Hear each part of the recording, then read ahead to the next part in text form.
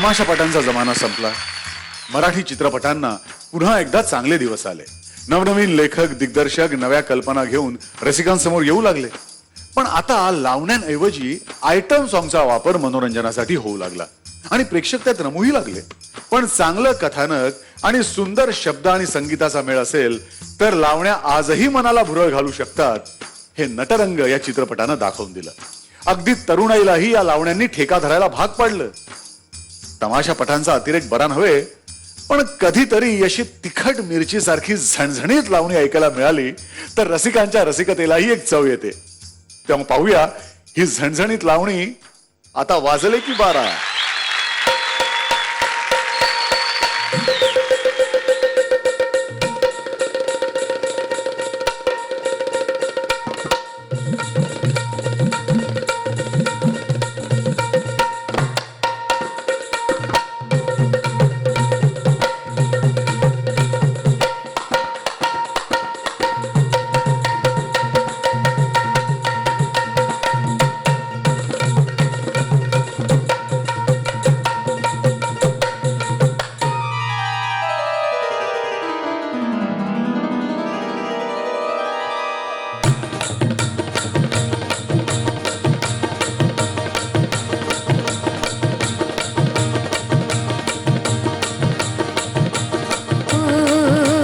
पुनवेची रात आज आली या भरात खड खड ताण जातो माझ्या माईना.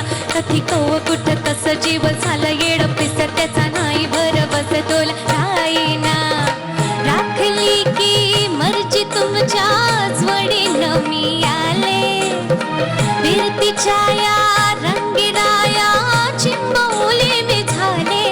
राय सोडात तरी काळ येल नाही भरी पुन्हा भेट कवा तरी साजना.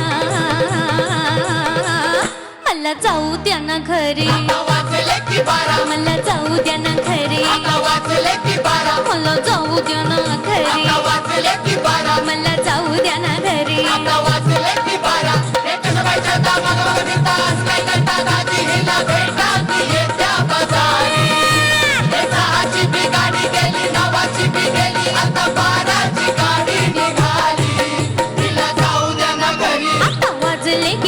मला जाऊ द्या ना घरी. मला जाऊ द्या ना खरी,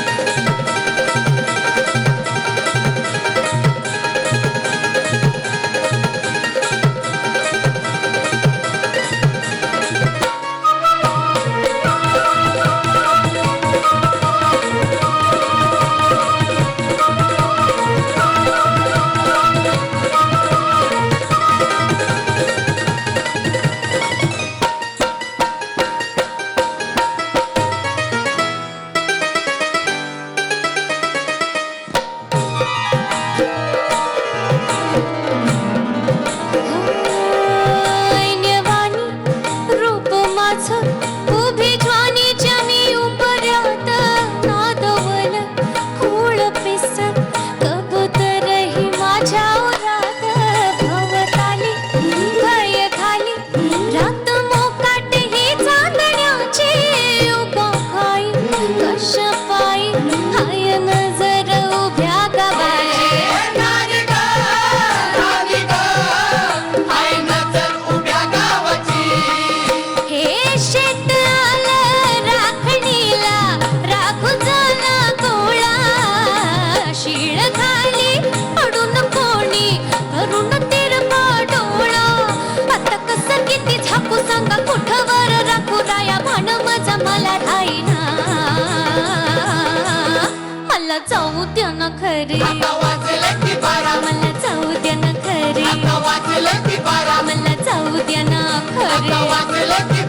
मला जाऊ द्या ना खरी,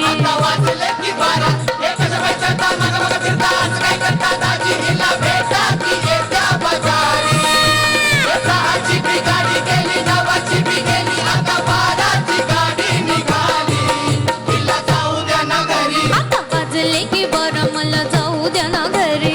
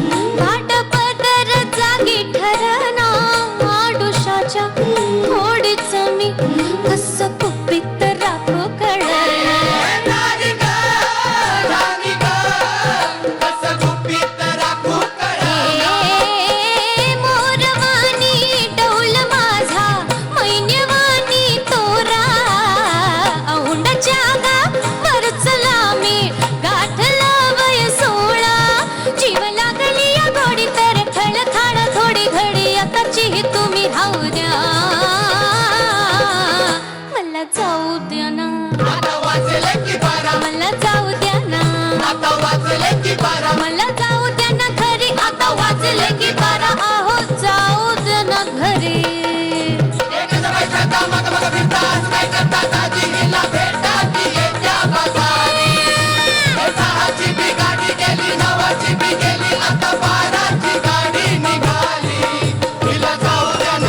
आता वाजले की बारा मला जाऊ द्या ना घरी बारा